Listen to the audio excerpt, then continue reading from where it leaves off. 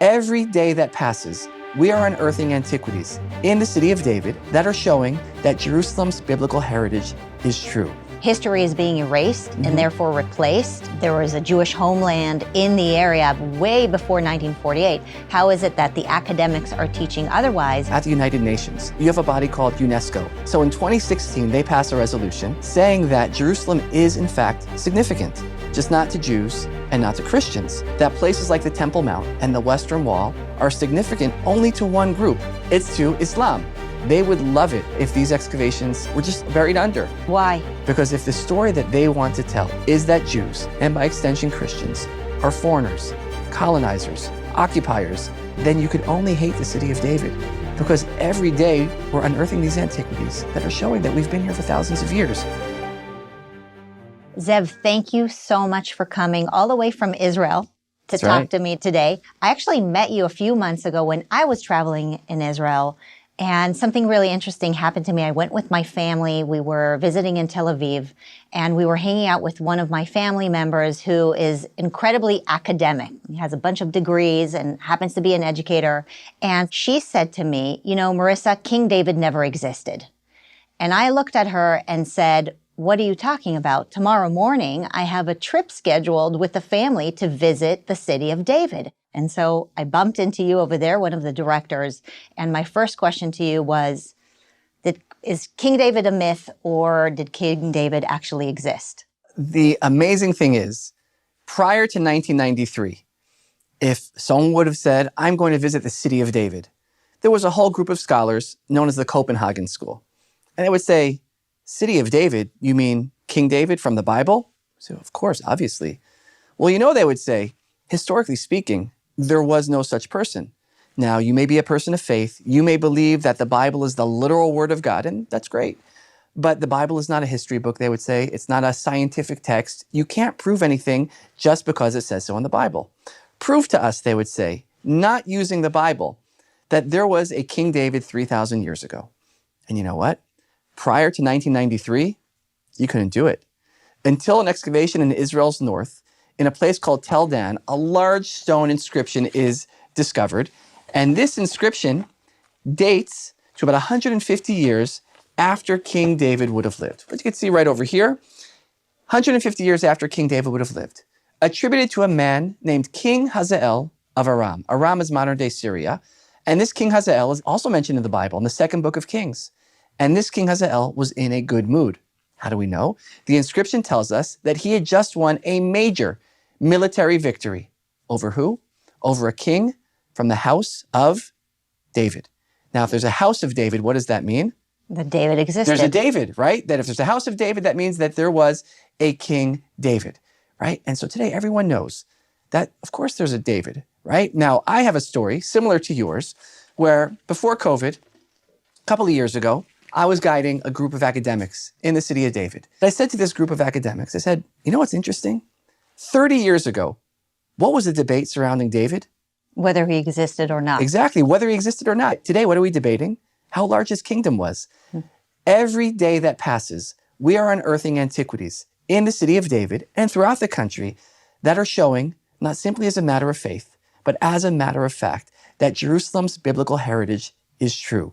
You could see it, you could touch it, you could walk on it, that as more and more time passes, there are fewer and fewer questions about the authenticity of the biblical account of what happened in Jerusalem going back 3,000 years and certainly much more closer and closer throughout the biblical period. I want to get into a discussion as to, first of all, who is denying the existence of King David, and by that, the Bible, and also why and what's the motivation. But just before we get into this, just so nobody who is viewing this has any doubt that King David actually existed, is there anything else that we need to know that you guys have proof that this is not just a biblical narrative, but actually there is additional historical proof that he actually lived? Well, the amazing thing about the excavations taking place in the city of David is we are uncovering, literally on a daily basis, we are finding seals with the names of figures that appear in the Bible. We are finding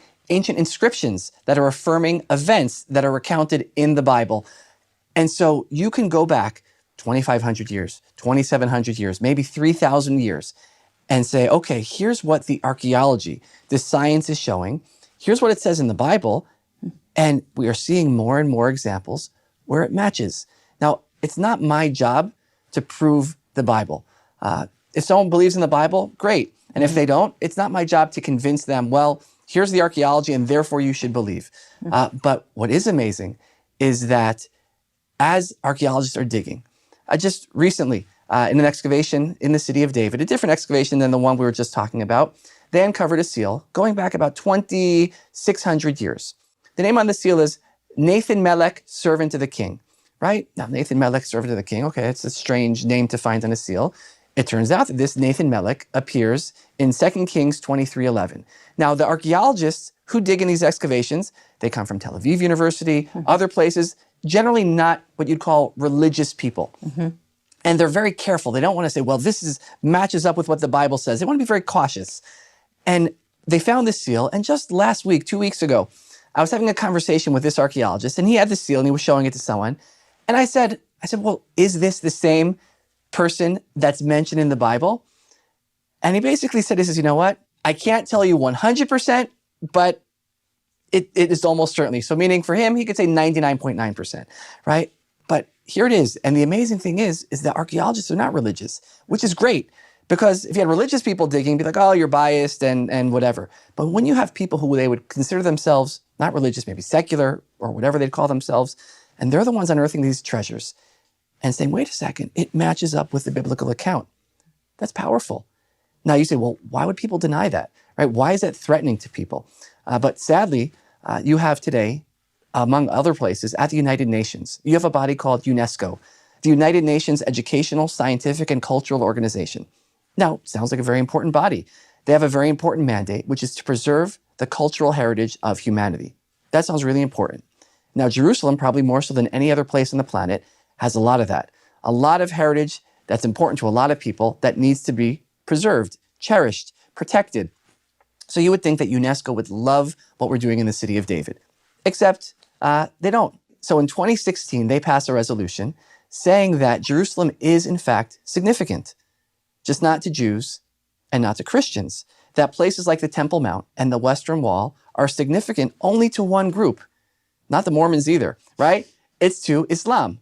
Now, I'm not here to minimize the connection that Muslims feel to Jerusalem, but you're going to say that Jews and Christians don't have a connection to the Temple Mount, to the Western Wall? Really? The site where the two temples stood? How can you say that Jews and Christians don't have a connection to this place?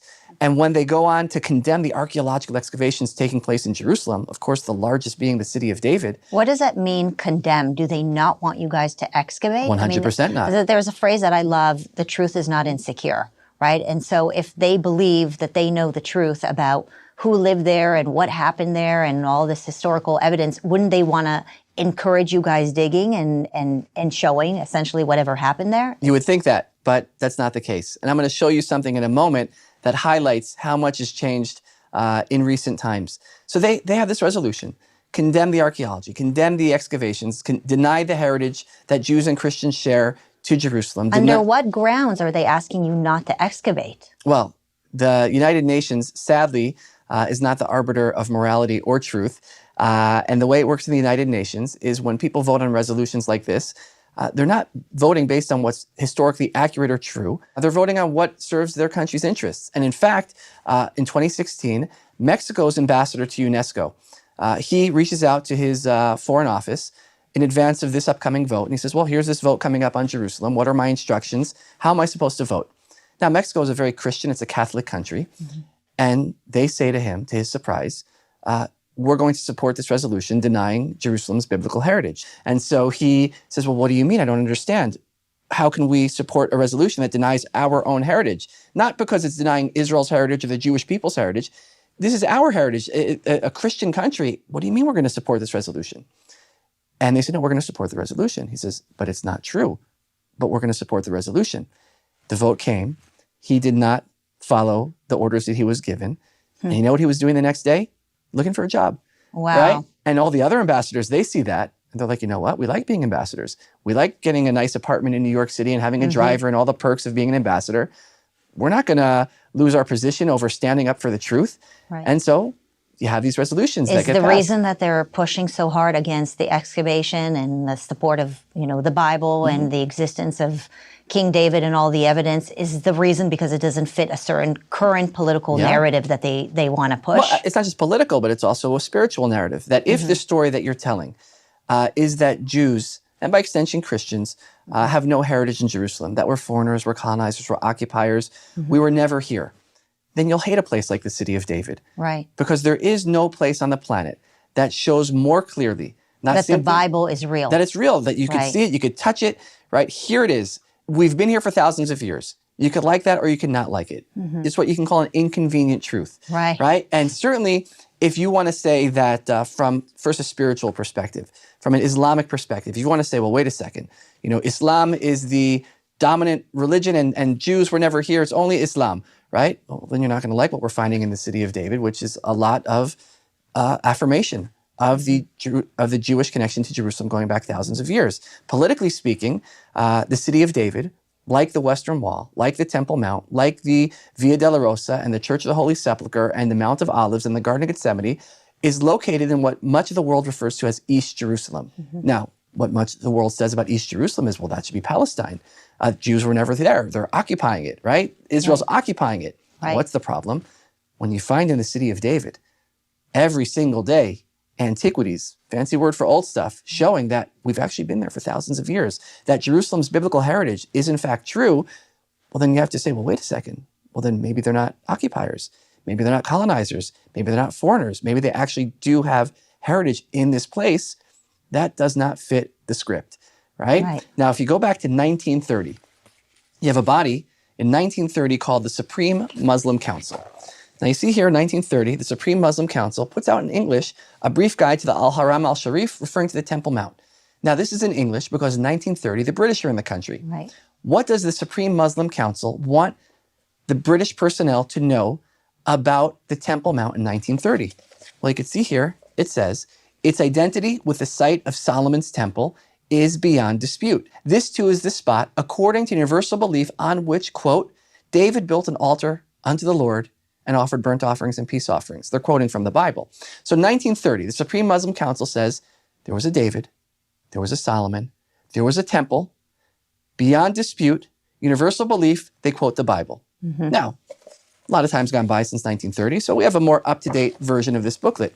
Al-Aqsa Mosque, Clarifications for Misconceptions. Well, what are the misconceptions? Maybe you read the earlier version and you might actually believe that Jews and by extension Christians have heritage in Jerusalem. So they're going to clarify that very quickly. So you have over here the Dome of the Rock and not the Holy of Holies, the Al-Burak Wall and not the Wailing Wall, the Al-Aqsa Mosque and not the Temple. What was less than a century ago, beyond dispute, universal belief, is being Erasing erased. history. That's right. It brings me back to that moment where we connected and I asked you, how is it that in Tel Aviv, an hour and a half away from the excavations of City of David, where there was proof that there was a Jewish homeland in the area way before 1948, how is it that the academics are teaching otherwise? And you looked back at me and you said, isn't that what you guys is happening to you in your country, in the United States, where history is being erased and therefore replaced? And at the core of all of it is the big government and the academia working together to essentially create a new narrative in order to basically feed people a new ideology that is, pretty much made up, right? That's right. And so what is the work that you guys are doing to educate, I guess, the world about, the city, and what kind of obstacles are you all facing? Well, the first challenge is that up until 150 years ago, when people thought, where is the original biblical city of Jerusalem? The city synonymous with people like King David, King Solomon, prophets like Isaiah and Jeremiah. Everyone was looking for Jerusalem in the wrong place. That if you would ask most people, well, where is biblical Jerusalem? Or close your eyes. And when you see biblical Jerusalem, what is it that you see? The Wailing Wall, right? The Wailing Wall, they'll say, maybe the Stations of the Cross, the Church of the Holy Sepulchre. And the amazing thing is, when people say that that's what they think of when they think of biblical Jerusalem, none of those places are in the Bible, right? At least not in the original Hebrew Bible. The Western Wall, the Wailing Wall, is 1,000 years after David, right?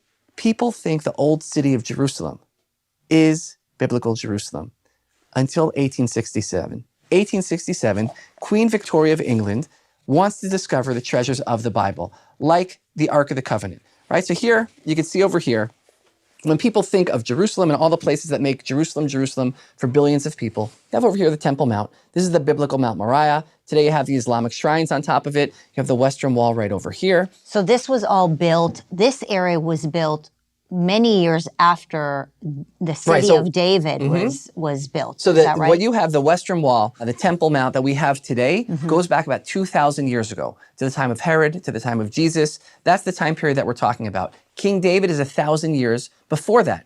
Now, the walls that surround the old city today, right, they are Ottoman walls. They go back 500 years. Now, if you're talking about the United States of America, 500 years is a long time ago. Jerusalem, which is 4,000 years old, we don't get overly excited by 500-year-old anything, right? Now, 1867, Queen Victoria of England wants to discover the treasures of the Bible, like the Ark of the Covenant. She sends a man by the name of Captain Charles Warren to the Holy Land to find those treasures. He comes to Jerusalem. He comes to the Temple Mount, right? This is where he wants to search for the treasures of the Bible. Except 1867, the Ottomans, the Muslims are here, and they say, Charles, we're sure you're our great guy, but you're not going to dig up the Temple Mount. Today, due to religious sensitivities, political sensitivities, there have been no archaeological excavations on the Temple Mount. So Charles Warren says, if I can't excavate on the Temple Mount, I'll excavate near it. He comes down the slopes of the Temple Mount, of Mount Moriah, walks through the Kidron Valley over here. He ends up making a discovery, which will lead him to come up with a theory, which is that the original biblical city of Jerusalem, the city of David, the place where Jerusalem began, is not located inside the walls of the old city, but located outside. It was like a blessing in disguise. Right? You would have thought that maybe God guided him in that way, right? In Jerusalem, that happens a lot, right? So he comes up with his theory, and when he announces his theory to the world, everyone says, you're crazy. Why? Because if you say that today, this 11-acre ridge, this is the city of David today, the place where Jerusalem began, Temple Mount right to the north, here's the Western Wall, here's the city of David, here's what it looks like 100 years ago. There's nothing there, right? And it's only over the last century plus of archaeological excavations that have taken place on this ridge here in the city of David that today everyone knows that Charles Warren was in fact correct. That the original biblical city of Jerusalem, the city of David, which today is one of the most archaeologically excavated sites in the world, everyone knows today that it's actually outside the walls of the old city. We lost Jerusalem. So one of the first obstacles is people need to understand the old city of Jerusalem is uptown Jerusalem. It's old, but it's not the oldest part of Jerusalem. The place where the kings of the Bible ruled and the prophets of the Bible preached was not the old city, but the city of David. I mean, it's really right around the corner. I remember walking from there. Before we go into talking about the significance of the excavations in the city, can you just explain to me briefly the difference between where we go to the Wailing Wall and why we go there, and where we go to see the city of David, and just what is the significance of both? Because there's quite a lot of significance in the Wailing Wall. I don't want to underestimate that portion. So the Wailing Wall is one of the retaining walls of the Temple Mount that goes back to the time of Herod, again, around the time of Jesus, right, 2,000 years ago. And it is essentially the snapshot that we have of the destruction of Jerusalem 2,000 years ago, of what's left. And it's become a pilgrimage site for people to go and pray. It's called the Wailing Wall because it's a place where people go to mourn the destruction of Jerusalem.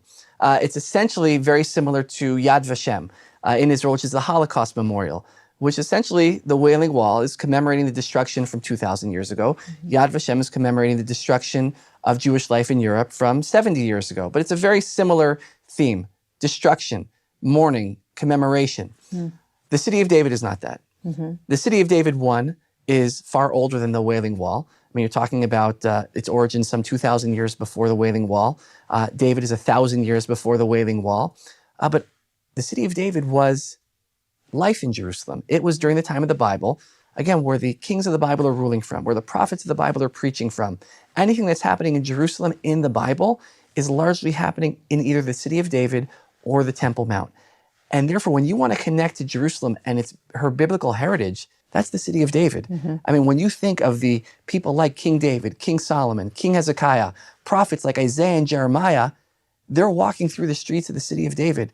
When Nehemiah rebuilds the walls around Jerusalem, which we found in the city of David, those same walls, he was building those walls around the city of David. You see that when you're in the place where the Bible happened, the words of the Bible come to life. And it's not just stories. You could actually see it. Yeah, I mean, you right? can touch it, right? You could touch it. You find these antiquities that are being unearthed that are showing they were real people who marched through the pages of the Bible, real events just as they were described in the Bible. And again, for some people, that's a spiritual thing. For other people, it's a historical thing. But what I think many people don't realize is that the values that this country, the United States of America, the values that this country is built upon, the Judeo-Christian heritage, where does that come from? Yeah. It comes from Jerusalem. I mean, so many of the laws that America has put into effect come from Deuteronomy. That's right. Right? The founding fathers, when they were creating this great nation, they were inspired by Jerusalem. And therefore, the city of David is not just a Jewish heritage site. It's not just an Israeli heritage site, but in many ways, it's an American heritage site. Yeah. And that's why the last administration, they actually recognized, we have this at the entrance to the city of David, this plaque, which acknowledges the significance to the United States of America that the city of David plays as a heritage site for America, because the values, the heritage that America is built upon has its roots in the city of David. And what we're trying to do in these excavations is to protect and to preserve and make accessible to people of all faiths and backgrounds this heritage which has shaped the world, not for millions, but for billions of people. And that relevance of those values and that heritage is not less today than it was 2,000 and 3,000 years ago. In fact, it's probably never been more relevant when we look at some of the challenges that are going on in the United States of America, also in Israel. It's a guidepost for how we can navigate some of those challenges. Well, the evidence is so important, right? Because being able to actually physically show our children and people around the world that there's actual evidence that they can touch, they can see, they can interact with. I mean, truth is on our side, as I said, but we're working against an environment that is doing everything they can to deny the existence of the Bible because, they don't want religion. They want government to take over the religion. A few years ago, you had an incredible discovery. You found a road. Can we talk a little bit about this special road and why it's significant? I think what's very cool about this road is that, it's very, very possible, or maybe have been proven, that Jesus has actually walked on this road. And so tell me a little bit about that one. So 2004, at the southern end of the city of David, there's a road. And over here, beneath the road, there was a sewage pipe. And in 2004, the sewage pipe explodes. And now you have a big mess. So Jerusalem is not just another municipality. The city of David is not just another part of Jerusalem. And here, when a sewage pipe bursts, you don't only send in construction crews, you also send in archaeologists. And so the archaeologists, they're supervising. They begin to hear scraping and scratching. The bulldozers are doing their thing. They clear everyone out. And it turns out, in repairing the sewage pipe, they inadvertently discover these ancient stone steps, 2,000 years old. And the archaeologists say there's only one other set of steps that look just like these in Jerusalem. These are the southern steps, the steps that would have gone up to the temple 2,000 years ago. And the archaeologists said, well, okay, we know what these steps are now. Well, what are the steps down here? They realized they'd found the steps leading down to the ancient Pool of Siloam. Now, the Pool of Siloam has deep significance in the Christian scriptures. The Bible tells us that 3 times a year, all of Israel has to go on pilgrimage up to the temple on the Temple Mount. Now, before you can go up to the temple, what do you have to do? You have to wash, cleanse, bathe, purify yourself. The Pool of Siloam, the southern end of the city of David, is the size of 2 Olympic-sized swimming pools. Why so big? The historian Josephus said that 2,000 years ago, you would have had nearly 3 million people. Incredible. Right? Not like 10,000, not 50,000, 3 million people going on pilgrimage from the pool all the way up to the temple on the Temple Mount. So now the question that the archaeologists had was, okay, we know where the Pool of Siloam is at the southern end of the city of David. We know where the temple stood on the Temple Mount, a half mile north of there. How did all those millions of pilgrims get from the pool all the way up to the Temple Mount? So they widen the excavation. And what do they find? They find what today is known as the Pilgrimage Road. This is the road our ancestors, yours and mine, Jews and Christians alike, 2,000 years ago, this is the road that they walked upon when they went on pilgrimage up from the pool all the way up to the temple. Now, keep in mind, 2,000 years ago, it's under the sky. Today, it's underground. You have a neighborhood above. But 2,000 years ago, it's under the sky. And as you go up, you see alongside the road shops and stalls that you're going up to the temple. Maybe you need something for the temple offering. You have all the shops. And you also have this, the only one of its kind found so far in Jerusalem. It's found along the pilgrimage road. This is the ancient place where you would have had your PragerU videos, right? This is the ancient soapbox. If you had a message 2,000 years ago, you're going to get up on the podium. It's the public forum. Yeah, it's the Hyde Park Speaker's Corner, Yeah. and you're going to preach. And you'll say a spiritual message, an ethical message, a political message, an educational message. This is where you're going to do it. And if you're interesting, people will stop and listen. And if not, someone else will get up and give it a go. But this was the town square. This was the beating heart of Jerusalem. I call it the biblical superhighway. Anywhere you wanted to go 2,000 years ago in Jerusalem, this road's taking you there. Now, the road itself is about 5 times wider than what you see here. Right now, archaeologists are doing a north-south connection between the pool all the way up to the footsteps of the Western Wall. And once we finish that, there'll be an east-west expansion.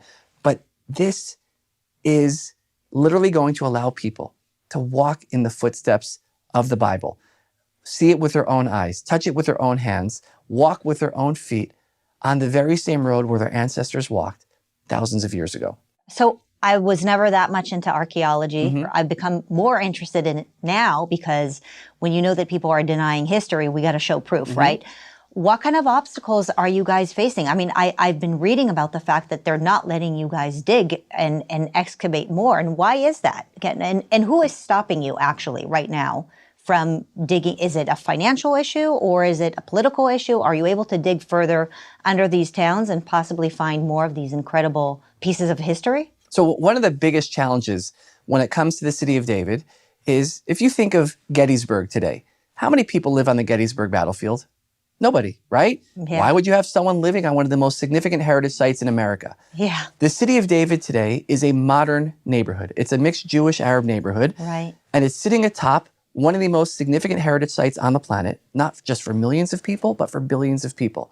Now, if this was the United States, what would you do? Eminent domain. You'd say, here's some money, everyone moving out. Nobody wants to move out of Jerusalem. It's not that nobody wants to move out. We obviously understand why people, whether you're Jewish, Christian, Muslim, why if you were living in the city of David, you wouldn't want to live anywhere else ever. It's biblical Jerusalem. At the same time, there's political sensitivities and religious sensitivities and cultural sensitivities. So there's no eminent domain in Jerusalem. So one of the big challenges is how do you, on the one hand, respect the modern, the people who live in the neighborhood today in the modern day city of David, whereas at the same time, uncover the heritage that has so much significance, not to millions, but to billions of people around the world. And the answer is with great sensitivity. The city of David's only 11 acres. I mean, you have places in Texas, driveways that are bigger than 11 acres. Right. But we've only excavated a third of the site so far because of those sensitivities. And so everything has to be done slowly, carefully. It has to be done right. And better to do it right and in the right way, and it takes a little bit longer than to rush through it and have all the complications that would go along with that. So there are political sensitivities that you always have to keep in mind, but thankfully all the excavations that take place in the city of David are with the Israel Antiquities Authority, the body that oversees for the state of Israel all the archaeological excavations carried out with the archaeologists from all the leading academic institutions. So this is not a in the middle of the night digging. This is as legitimate as you're going to get. But of course, one of the challenges always is archaeology is expensive, right?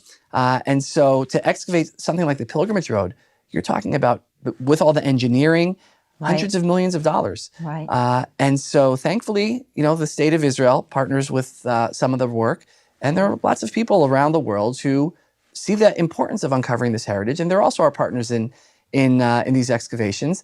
But it's certainly important to also understand that whether it's the Palestinian leadership, the European Union leadership, the United Nations leadership, they don't like these excavations. They would love it if these excavations literally were just buried under.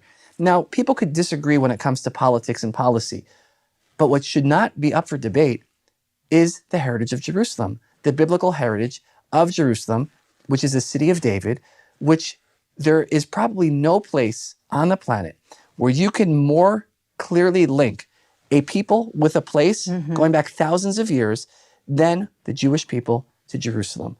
That's a fact. You could like it, you could not like it. I think it was the late Senator Daniel Patrick Moynihan who said that you're entitled to your own opinions, but not to your own facts. And that's the problem when it comes to what's happening in Jerusalem, what's happening in the city of David, is that you have people in the Palestinian leadership, European Union leadership, United Nations leadership that actually believe, no, we're all actually entitled to our own facts. And if we pass enough resolutions and make enough speeches and have enough European Union NGOs writing these reports, saying these things, that people will believe it. And use the academics That's and right. hide history That's right. and basically propagate the idea that Israel became a Jewish homeland only in 1948 That's right. and not, thousands and thousands of years before. Now here's something, we're talking about the pilgrimage road. I want to show you something that it's for by Jerusalem standards is relatively modern, right? This is only 2,000 years old, right? This is what's known as a silver half shekel coin.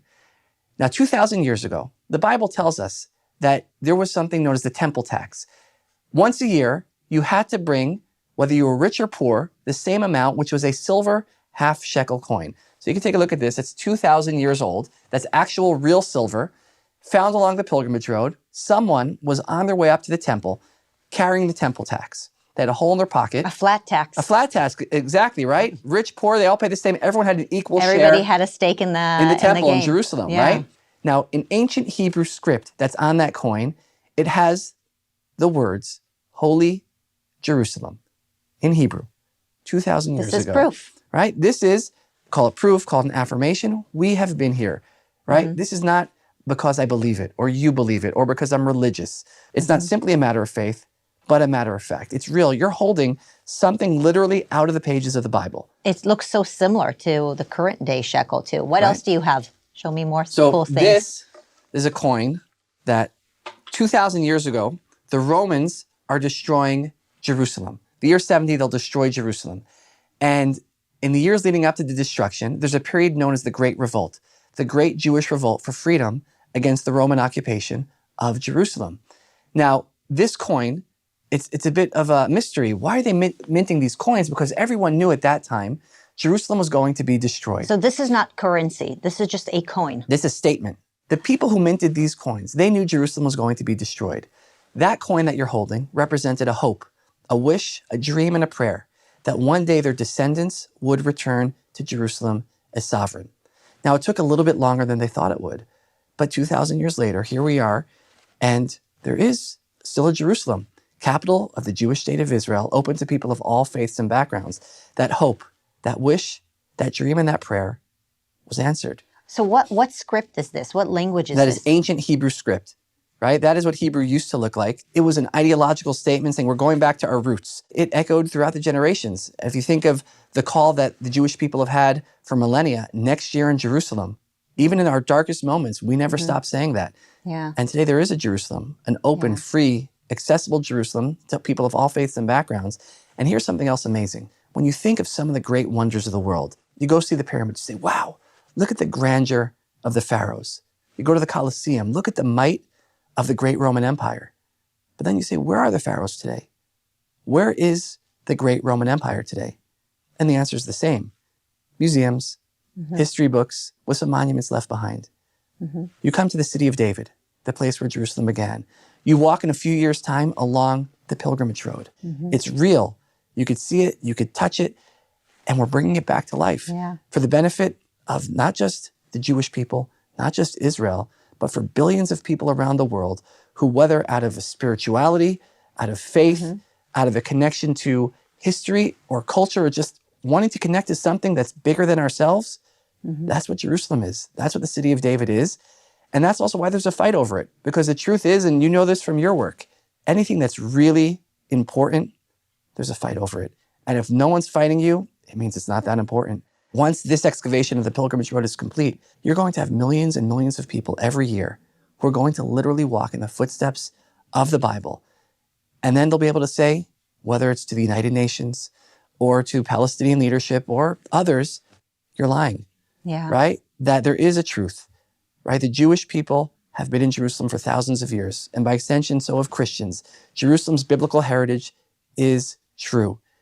It's real. You could see it, you could touch it, you could walk on it. And that's what's happening in the city of David as we speak. And that's exciting a lot of people, scaring a lot of others. But the best days are yet to come. I think what's so inspiring about this particular coin is the message that it sends that we really do need to preserve history, and we need to write, we need to write our diaries, and we need to commemorate important ideas, because somebody is going to come after us and going to try to erase it. And if we don't safeguard these pieces of evidence, then we're going to give another group of people the opportunity to just lie and tell a new narrative and essentially control people's minds. That's right. And we're seeing that. And it's these little gifts that we're finding that are reminding us how important it is that we have the courage and also the foresight that these folks had to know that one day, even if it's thousands and thousands of years later, somebody's going to need to find this coin to know that the fight and the work that needs to go into preserving history is worth it. That's right. Right. It is a fight in the sense that you have one side that is actively denying that heritage, the heritage that Israel's built upon, that the United States of America is built upon. And if we just assume, well, everyone knows that there was a King David. Everyone knows that, Jerusalem has its heritage going back thousands of years. You can't take anything for granted anymore. You You can't take the truth for granted. The truth needs us to protect it. That's right. And so one of the beautiful things that's happening in the city of David is it's unearthing that those affirmations, that evidence. I wish everybody could go and see. Sadly, not everybody can get on a plane and fly to Israel. What else do you have? You have one more box here. Tell me about that one. So this was a bit of a message of hope that in the year 70, when the Romans destroyed Jerusalem, they are so proud of their victory over Jerusalem that they mint a coin. Yet more proof that Jerusalem existed. Right, even the Romans, if they had to ruin it, obviously it existed, I mean, so the Romans, you could see, Right. here is the Roman Emperor Vespasian, and on the coin it says Judea capta, right? Judea has been captured. The reason why Jews are called Jews come from Judea. The capital of Judea was Jerusalem. On the coin, you have a Roman legionnaire towering above a Jewish woman on her knees crying. This is the most widely minted victory coin the Romans ever minted. If one goes to Rome, you have the Arch of Titus. Titus would go on to become Emperor of Rome. But before he's Emperor of Rome, he's the commander of the 10th Roman Legion, which destroys Jerusalem. On the Arch, you have the temple treasures being led out of Jerusalem and into Rome. Now, in 1958, 10 years after Israel's reestablishment, Israel mints its first national medallion. But there's something strange about this. If you look closely, you'll see here, they've recreated the Roman victory coin, which is strange. Why would you remint a symbol of shame for your people? But when you turn it over, you see the answer.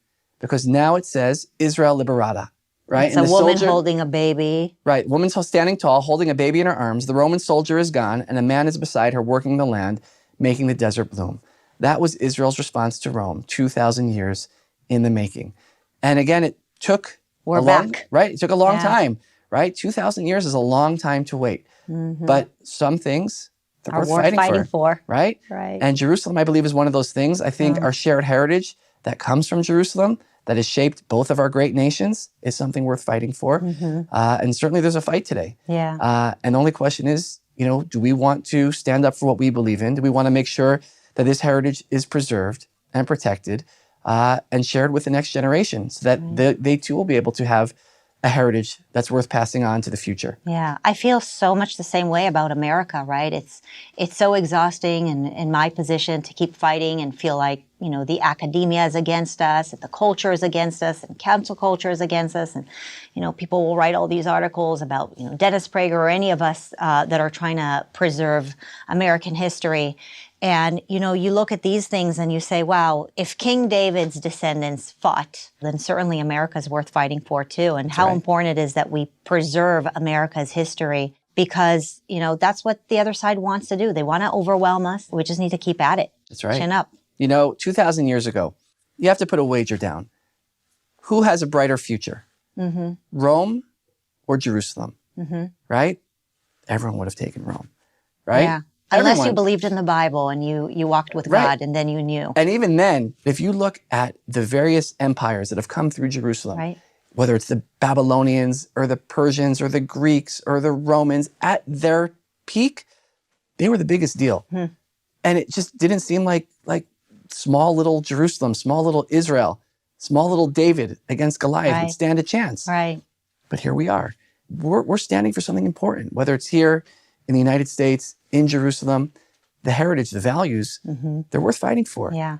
And what's interesting is in this particular excavation that we're talking about along the pilgrimage road where those coins are being found, we also find something else that is found throughout the excavation. And if you take a look over here, take a look at this, you can see here, what is that? It's like ash. That is something ash burnt. that dates back in this time capsule, in this layer, to 2,000 years ago. That is ash from the Roman destruction of Jerusalem in the year 70. There it is. I mean, it's in that layer, in that time capsule, from the same fires that destroyed Jerusalem 2,000 years ago, and you're holding it in your hand. And we're going to share it with millions and millions of people. Well, thanks for bringing all this stuff. This is so cool. It's like my dirty jobs, right? Show and tell doesn't just have to be in kindergarten. Yeah. No, I love it. I love that it's like real and it's proof, and I get to interact with it. So thanks. Hopefully those values and that heritage, for those who still want to connect to it, it will be a source of strength and blessing to overcome these challenging and dark times, and ultimately will be a source of light for us and for our children. Incredible. Well, I am so inspired. Thank you, Ze'ev. I really needed this. So thanks for this conversation. And I hope all of you who are listening are inspired. And go visit the City of David if you can. Thanks again.